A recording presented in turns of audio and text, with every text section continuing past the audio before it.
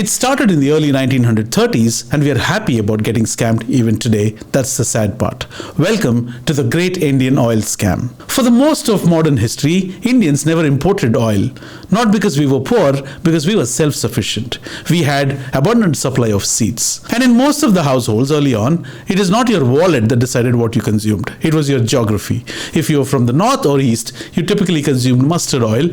If you were from the south, you consumed coconut oil. If you're from the west, groundnut oil. If you happen to be from the Deccan, oil from the sesame seeds. Not because you were forced to, because that better suited your bodies depending upon the climate, culture, what was being made and how it was being made. At the heart of this system was a unit called as Ghani, which pressed these oils from seeds fresh. They were fresh because they were pressed at lower temperatures, and it was also slow pressed to retain the nutritional value. They were not processed, there were no factories, there were no bottles, there were no brands. Then came the first crack of colonialism. The colonial rulers did not see India as a culture. Instead, they saw it as a market. In 1930s, a Dutch company called Dalda realized that there was a unique demand for ghee. They also realized it was expensive and was scarce. That is when they rolled out a cheap imitation product. It looked white, grainy, looked like ghee, but it wasn't ghee.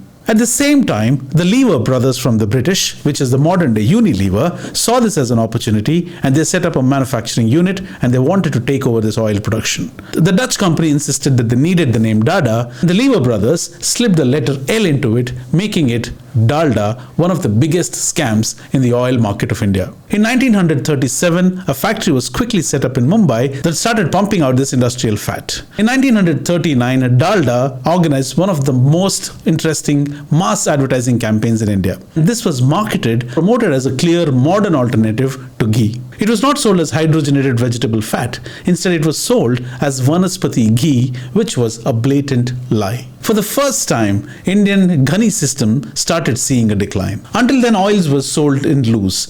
People brought their own containers. No brands, no labeling, no fuss. This was about to change. The Dutch attacked the Indian mindset by labeling this as an alternative to ghee.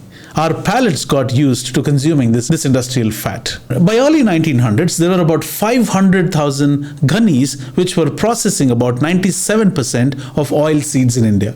This way, the money stayed in the village. Not anymore with the Dutch and British intervention. The British had left in 1947, but Dalda had not. It broke our habit of consuming fresh oils. By 1980s, the population of India rose and this strained the oil supplies. Imports soared. What did we do and how did we get here? Stay tuned and let's continue discussing about the oil scam in episode number 2.